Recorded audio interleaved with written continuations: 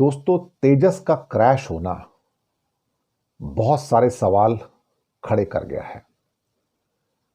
12 मार्च 2024 को जैसलमेर में एक तेजस क्रैश हुआ था और तब इसके ऊपर सवाल उठे थे। लेकिन फिर 21 नवंबर को प्रेस्टिजियस, दुनिया के सबसे प्रेस्टिजियस दुबई एयर शो के अंदर एक और तेजस का क्रैश होना, मुझे लगता है कि लाइट कॉम्बैट एयरक्राफ्ट की सस्टेनेबिलिटी पे सवाल उठाकर चला गया। 20 महीने में दूसरा तेजस क्रैश होता है साहब, दूसरा तेजस क्रैश होता है और ये अपने आप में बहुत बड़ा झटका है। दरअसल पायलट जो इसमें खासतौर से विंग कमांडर नमांश सयाल जो हिमाचल के रहने वाले थे,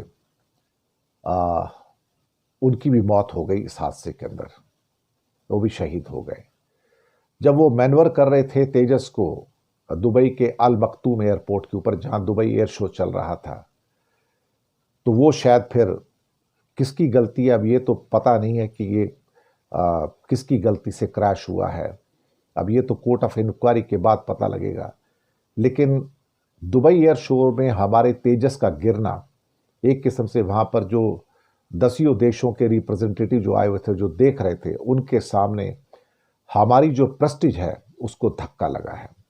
20 महीने के अंदर अंदर एक दूसरा क्रैश होना तेजस का, ये एक किस्म से प्रश्न चिन्ह खड़े करता है। 12 मार्च 2024 को जैसलमेर में, वहां पर जबकि ट्राई सर्विसेज एक्सरसाइज चल रही थी और शायद उसके अंदर वहां पे उस टाइम कुछ बड़े लीडरान भी वहां पर थे, शायद हो सकता है मोदी जी भी वहां प्रेजेंट थे, शायद मेरे सामने, उनके सामने शायद ये हुआ था, मुझे लगता है।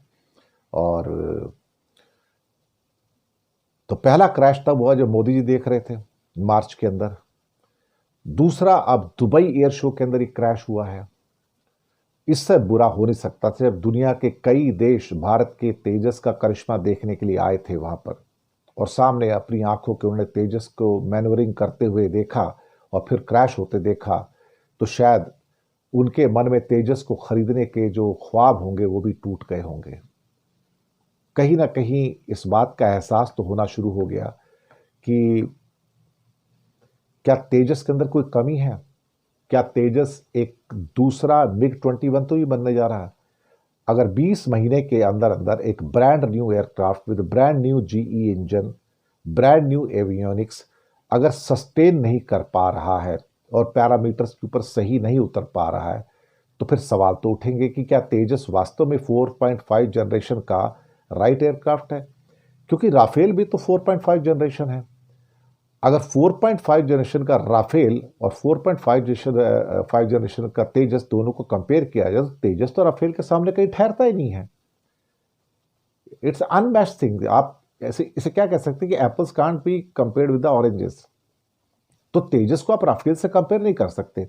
मैं अभी भी मान के चलता हूं कि तेजस 4.5 नहीं है, तेजस 4.0 का एक वेरिएंट हो सकता है, इससे ऊपर नहीं। क्योंकि उसको भी 4.5 कहते हैं और राफेल को भी 4.5 कहते हैं, तो मुझे लगता है फिर तो राफेल के साथ एक किस्म से कहा जाए तो अन्याय होगा। लेकिन भारत के तेजस एयरक्राफ्ट की एम्बिशंस को और सस्टेनेबिलिटी को धक्का लगा है, सेटबैक लगा है।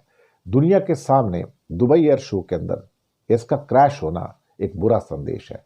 और पहला जो क्रैश हुआ था जैसलमेर का, वो भी एक ट्राई सर्विसेज एक्सरसाइज थी। मोदी जी के सामने तेजस क्रैश होता है। देखिए, यहां पर तो एक फुल्ली एक्चुअली क्लियर तेजस जाते हैं दुबई में या एयर प्रधानमंत्री के सामने एयर शो में, और ये सारे के सारे एयरक्राफ्ट वेल मेंटेन्ड जाते हैं वहां पर, इन द बेस्ट एंड चिक फॉर्म जाते हैं, और उसके बावजूद भी ये क्रैश हो रहे हैं इन द बेस्ट मेंटेनेबिलिटी भी। तो भाई सवाल तो उठेंगे कि क्या तेजस दूसरा कहीं MiG-21 तो नहीं बन रहा है? क्या ऐसा तो नहीं कि हमने एक दूसरा MiG-21 बनाकर खड़ा कर लिया है? ये सवाल तो अब उठेंगे ही उठेंगे। दुबई के एयर शो में जिस पर पूरी दुनिया की निगाहें थीं, वहां हमारा तेजस कैसे गिरा?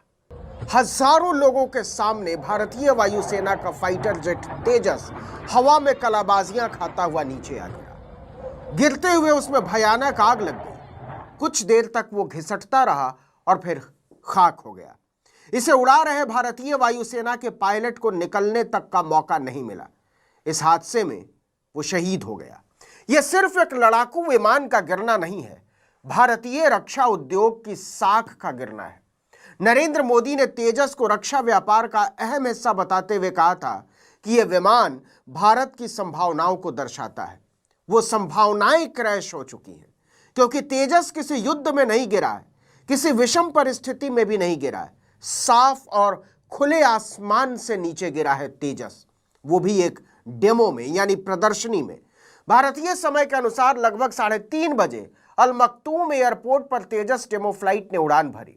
वीडियो में दिख रहा है कि तेजस अपने डेमो रूटीन के दौरान सामान्य उड़ान भर रहा था, लेकिन अचानक उसकी ऊंचाई कम होने लगी और वो तेजी से नीचे गिरने लगा। उस समय हजारों लोग इसे देख रहे थे और सैकड़ों लोग इस उड़ान का वीडियो बना रहे थे। दोपहर के समय होने वाले डेमो के दौरान सबसे ज्यादा भीड़ होती है। साल भर के भीतर वायुसेना का तेजस जेट क्रैश होने की यह दूसरी घटना है। इसके पहले 2024 में राजस्थान के पोखरण में युद्धाभ्यास के दौरान इंजन फेल होने की वजह से तेजस क्रैश हो गया था, लेकिन उसमें पायलट की जान नहीं गई थी। मार्च 2024 में हुए तेजस के उस क्रैश में पायलट ने जेट से खुद को इजेक्ट कर लिया था, लेकिन इस बार वो ऐसा नहीं कर पाया। विदेश की धरती पर तेजस के क्रैश होने का भी ये पहला मामला है, वो भी एक अंतर्राष्ट्रीय प्रदर्शनी में। आपको बता दें कि दुबई एयर शो में इंटरनेशनल विमानों का प्रदर्शन किया जाता है। यहाँ दुनिया की सबसे बड़ी एरोस्पेस कंपनियां, एयरलाइंस, एयरफोर्सेस और टेक्नोलॉजी कंपनियां अपने नए विमान, हेलीकॉप्टर, हथियार सिस्टम और एरोस्पेस टेक्नोलॉजी का प्रदर्शन करती हैं। 5 दिन के एयर शो का यह आखिरी दिन था। दुबई एयर शो की शुरुआत 1989 में हुई थी। इसे दुबई के अल मक्तूम इंटरनेशनल एयरपोर्ट पर हर 2 साल पर आयोजित किया जाता है। यह लगातार तीसरी बार है जब तेजस इसमें शामिल हुआ था, लेकिन इस बार तेजस को लेकर पूरी दुनिया के कान खड़े हो गए हैं। इस हादसे का महत्व इसलिए भी बहुत ज़्यादा है कि खुद प्रधानमंत्री नरेंद्र मोदी भी तेजस में उड़ान भर चुके हैं। उन्होंने 25 नवंबर 2022 को बंगलुरु में तेजस फाइटर प्लेन में उड़ान भरी थी। किसी भारतीय प्रधानमंत्री की फाइटर प्लेन में यह पहली उड़ान थी। तेजस में उड़ान भरने से पहले मोदी बंगलुरु स्थित हिंदुस्तान एरोनॉटिक्स लिमिटेड भी पहुंचे थे। हादसे के बाद भारतीय वायुसेना ने लड़ाकू विमान क्रैश होने के कारणों की जांच के लिए कोर्ट ऑफ इंक्वायरी बैठा दी है। कुछ रिपोर्टों के मुताबिक पायलट नेगेटिव जी फोर्स टर्न यानी ग्रेविटेशनल फोर्स टर्न से रिकवर नहीं कर पाए। इसके चलते विमान नियंत्रण खो बैठा। वीडियो में साफ दिखता है कि तेजस सीधे नीचे गिरता जा रहा है और इसमें कोई ग्लाइडिंग नहीं दिखी, यानी रिकवरी फेल रही और विमान फ्री फॉल में चला गया। अब समझिए कि यह जी फोर्स टर्न होता क्या है। इसका मतलब होता है जब विमान अचानक नीचे की तरफ गोता लगाता है तो शरीर पर गुरुत्वाकर्षण के उल्टी दिशा में जोर पड़ता है। इस वक्त पायलट को लगता है कि वो सीट से ऊपर उठता जा रहा है। सिर की ओर खून का प्रवाह तेज होने लगता है, जिससे चक्कर और धुंधलापन आ सकता है। ऐसी स्थिति में कुछ सेकंड में विमान का कंट्रोल वापस हासिल करना मुश्किल हो जाता है। लेकिन दावे के साथ ये बात हरगिज नहीं कही जा सकती, क्योंकि विमान को उड़ाने वाला भारतीय वायुसेना का एक ट्रेंड पायलट था, जो कठिन से कठिन परिस्थितियों के लिए तैयार किया जाता है। और दुबई एयर शो में तेजस की उड़ान को किसी भी तरह से कठिन परिस्थितियों की उड़ान नहीं कहा जा सकता। एक थ्योरी ये भी सामने आ रही है कि इस हादसे के बाद सारी जिम्मेदारी पायलट पर डालने की कोशिश हो सकती है, क्योंकि तेजस को लेकर आशंकाओं के जो बादल वैश्विक स्तर पर उमड़े हैं, उसे उड़ाना बहुत मुश्किल लगता है। आपको याद दिला दें कि हादसे के एक दिन पहले ही सोशल मीडिया पर दावा किया गया था कि तेजस फ्यूल लीक की समस्या से जूझ रहा है। हालांकि रक्षा मंत्रालय ने दावा किया था कि तेजस से तेल रिसाव वाला वीडियो फर्जी है। इस हादसे के बाद भारतीय रक्षा उद्योग शोक में डूब गया है। तेजस कई मायनों में मील का पत्थर था। सबसे बड़ी खासियत तो यही थी कि यह पहला लड़ाकू विमान है जिसमें 50% से ज्यादा कलपुर्जे यानी मशीनरी भारत में ही तैयार हुई है। ऐसा तेजस अगर एक अंतर्राष्ट्रीय प्रदर्शनी के दौरान गिर जाता है तो इसके मायने बहुत बड़े हो जाते हैं। तेजस भारत की रक्षा क्षमताओं और मेक इन इंडिया अभिमान का प्रतीक है, भारत की आत्मनिर्भरता का प्रतीक है। इस दुर्घटना ने भारत की साख को नुकसान पहुंचाया, खासकर अंतर्राष्ट्रीय खरीदारों के बीच। आपको बता दें कि दुबई एयर शो हथियारों का एक प्रमुख वैश्विक बाजार माना जाता है। दुनिया भर की सेनाएं और सरकारें यहां अपनी अपनी ज़रूरतों के हिसाब से विमानों की तकनीक, उनकी मारक क्षमताएं और कीमत का आकलन करने अपने अपने प्रतिनिधि भेजती हैं। तेजस को यहां गेम चेंजर के रूप में पेश किया गया था, लेकिन लाइव प्रदर्शन में क्रैश ने संभावित खरीदारों के मन में बहुत गहरे संदेह पैदा कर दिए हैं, खासकर तब जब चीन J-10 जैसी मशीनें निर्यात कर रहा है। पाकिस्तान ने ऑपरेशन सिंदूर के दौरान राफेल से मुकाबला करने के लिए उसी का सहारा लिया था।